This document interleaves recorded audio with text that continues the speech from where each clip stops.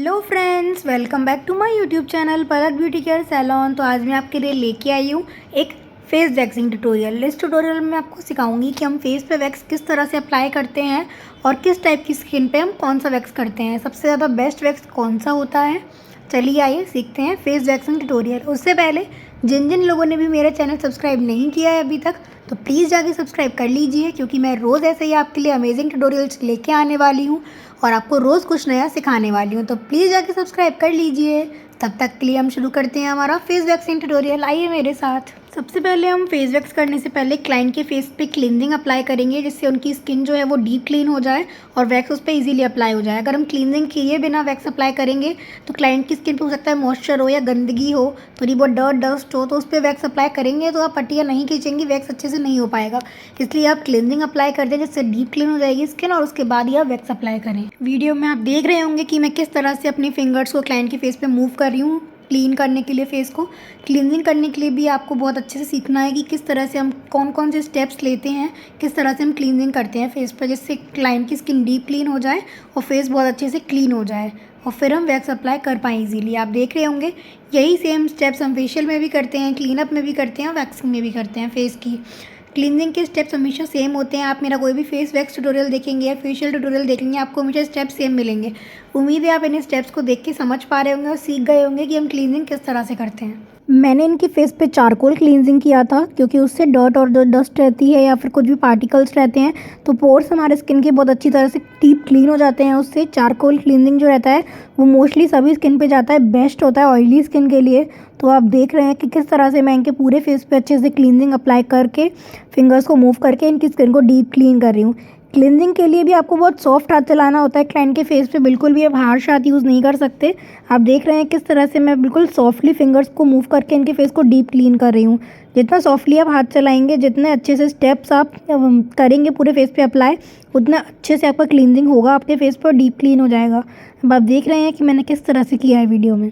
पूरे फेस पे क्लींजिंग अच्छे से अप्लाई करने के बाद हम कोई सॉफ्ट स्पॉन्ज लेंगे, जैसे कि मैंने वीडियो में लिया है, और फिर उस पूरे फेस को सॉफ्ट स्पॉन्ज की हेल्प से पोंछ देंगे हम। आप देख रहे हैं कि किस तरह से मैंने पूरा जो एक्सेस वाटर है उसे मैं वाइप आउट कर रही हूँ सॉफ्ट स्पॉन्ज की हेल्प से, बिल्कुल सॉफ्ट और जेंटल हाथों से। और उसके बाद हम पूरे फेस को टॉवल ड्राई कर देंगे और उसके बाद हम वैक्स अप्लाई करेंगे। सबसे पहले हम पाउडर लगाएंगे, अच्छे से पूरे फेस पे उसको स्प्रेड करेंगे और उसके बाद हम वैक्स अप्लाई करेंगे। जिस डायरेक्शन में हमारी हेयर ग्रोथ है हम उसी डायरेक्शन में हमेशा वैक्स अप्लाई करते हैं। आप देख रहे हैं कि किस तरह से मैंने इनके फेस पे वैक्स अप्लाई किया है। उसके बाद हमने स्ट्रिप चिपकाई, अच्छे से प्रेस करके उल्टे डायरेक्शन में उसे खींच दिया है। आप देख रहे हैं कि किस तरह से मैंने किया है। ऐसे ही हम पूरे फेस पे जिस डायरेक्शन में हेयर ग्रोथ है उस डायरेक्शन में हम वैक्स अप्लाई करेंगे चिन के पास। आप देख रहे हैं, और फिर पट्टी चिपका के प्रेस करके उस उल्टे डायरेक्शन में हमेशा खींचेंगे।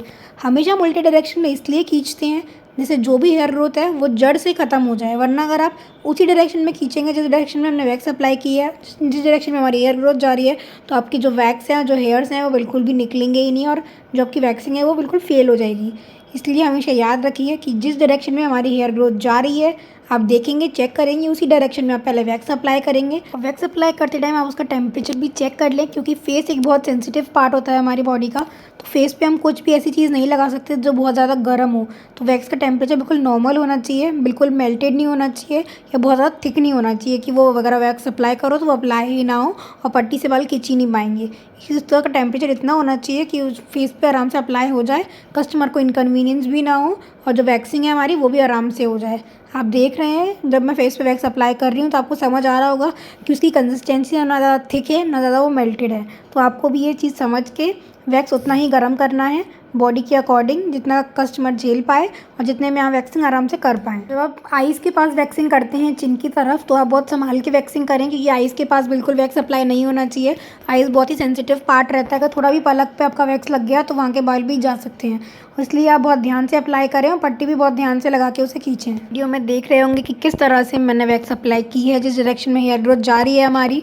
और सबसे पहले आप एक पॉइंट और ज़रूरी है वैक्सिंग में कि पाउडर आपको बहुत अच्छे से लगाना है, क्योंकि पाउडर आप जितना अच्छे से लगाएंगे ना उतना ज़्यादा मॉइस्चर ख़त्म हो जाएगा आपके क्लाइंट के फेस से या स्किन से, तो आप वैक्सिंग उतनी ईजिली कर पाएंगे, उतनी जल्दी ही आराम से हेयर ग्रोथ क्लाइंट की निकल जाएगी।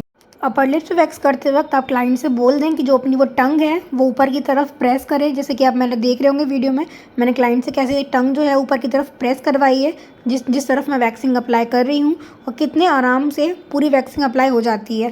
जब आप उस तरफ टंग लगवा लेते हैं तो वो जो पार्ट रहता है जहाँ वैक्स लगा रहे हैं अपर लिप्स पे, वो ऊपर की तरफ हो जाता है, क्योंकि वहाँ गड्ढे रहते हैं थोड़े, तो इसलिए ऊपर की तरफ उठवाना ज़रूरी होता है, जिस तरह वैक्सिंग आराम से हो जाए और थोड़े भी बाल ना रहें। नोज़ पे वैक्स करते वक्त यही आपको सेम चीज़ें अप्लाई करनी है। पहले पाउडर अच्छे से लगाना है, उसके बाद वैक्स अप्लाई करना है। आप देख रहे होंगे वैक्स थोड़ा थिक हो गया था नोज़ पे, तो फिर मैंने वापसी ऑन कर दिया था वैक्सिंग हीटर, जिससे वैक्स थोड़ा सा और मेल्ट हो जाए। उसके बाद मैंने वैक्स अप्लाई किया है और हेयर वेब को क्लीन किया है। चिन पे भी हम सबसे पहले अच्छे से पाउडर लगाएंगे, उसके बाद अच्छे से वैक्स अप्लाई करेंगे। वैक्स की कंसिस्टेंसी आप देख पा रहे होंगे कि कैसी होनी चाहिए, उसके अकॉर्डिंग ही आप समझ पाएंगे और कर पाएंगे। तो वीडियो को बिल्कुल भी स्किप नहीं करना चाहिए, आपको पूरा अच्छे से देखें, और समझ ना आए तो बार बार रिवाइंड करें, दोबारा देखें। जब तक आप समझ और सीख नहीं जाते तब तक आप देखें। मुझे उम्मीद है कि आप इस वीडियो से ज़रूर सीख पाएंगे कि हम फेस वैक्सिंग किस तरह से अप्लाई करते हैं, और विदाउट किसी प्रॉब्लम के आप आराम से कर पाएंगे। लेकिन प्रैक्टिस बहुत ज़रूरी है इस चीज़ में। आप अगर फेस वैक्सिंग या कोई किसी भी तरह की वैक्सिंग सीखना चाहते हैं तो आप अप्लाई करके देखें। आप सबसे पहले अपने पैरों पे करके देखें थोड़ी सी वैक्सिंग, कि आप किस तरह से कर पा रहे हैं, नहीं कर पा रहे। अच्छे से वैक्स अप्लाई करें, उसके बाद पट्टी उल्टे डायरेक्शन में खींचें, आप समझ पाएँ और देख पाएँ, तभी आप सीख पाएंगे। इसलिए प्रैक्टिस करना बहुत ज़रूरी है गाइस। प्रैक्टिस करते रहिएगा, बिल्कुल भी मत छोड़िएगा, और ट्यूटोरियल्स मेरे रोज़ देखिएगा, जिससे आप कुछ ना कुछ तो सीख पाएंगे और समझ पूरे फेस पे अच्छे से वैक्स करने के बाद हम पूरे फेस को अच्छे से आइसिंग करेंगे। आप देख रहे हैं कि किस तरह से मैंने आइस ली है और मैं इनके पूरे फेस पे अप्लाई कर रही हूँ, जिससे हमारी जो हीट जनरेट हो जाती है वैक्सिंग की वजह से हमारे फेस से, वो कम हो जाए और फेस बिल्कुल भी रेड ना पड़े, कुछ में रैशेज़ ना आए, दाने ना आए। इसलिए आइसिंग करना बहुत ज़रूरी है गाइस। तो आप देख रहे हैं कि किस तरह से मैं आइसिंग कर रही हूँ।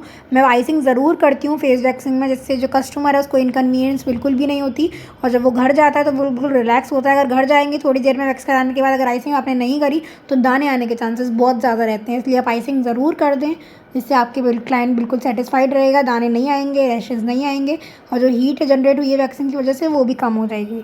3 से 4 मिनट की आइसिंग तो मिनिमम आपको करनी है। आइसिंग अच्छे से करने के बाद फेस को टॉवल ड्राई करने के बाद आप क्रीम की हेल्प से अच्छे से फेस को मसाज कर दें, जिससे जो ड्राइनेस है स्किन की वो ख़त्म हो जाए और फेस को थोड़ा मॉइस्चर मिले। इनकी स्किन बहुत ड्राई थी, इसलिए मैंने क्रीम की हेल्प से फेस को अच्छे से मसाज कर दिया था। आप देख रहे होंगे कि क्रीम की मसाज करते वक्त मेरी फिंगर्स का मूवमेंट कैसा है, तो आप वो देखें और समझें अच्छे से, और उसे नोट कर लें कि आपको भी बहुत सॉफ्ट और जेंटल हाथों से क्रीम को अप्लाई करना है फेस पे और मसाज देनी है। अगर आपको ये ट्यूटोरियल पसंद आया हो, आपको इससे कुछ नया सीखने को मिला हो, तो मेरी वीडियो को लाइक ज़रूर करिएगा। चैनल को सब्सक्राइब करना बिल्कुल मत भूलिएगा। चैनल को सब्सक्राइब कर लीजिए, नोटिफिकेशन आइकन दबा लीजिए, जिससे कल मैं जो नया ट्यूटोरियल डालूंगी उसका नोटिफिकेशन आपको मिल जाएगा। और मुझे उम्मीद है आप रोज़ ऐसी कुछ ना कुछ नया सीखेंगे, और बहुत ही जल्द आप पूरा पार्लर का कोर्स कंप्लीट कर लेंगे और अपना भी पार्लर ओपन कर लेंगे, जिससे आपका भी ग्रोथ होगा, सैलून का भी ग्रोथ होगा। आप कुछ नया ज़रूर सीख पाएंगे और अपने पैसे भी कमा पाएंगे। चलिए मिलते हैं कल नेक्स्ट ट्यूटोरियल में। Till then take care, bye bye guys, see you tomorrow. जय श्री राम, राधे राधे।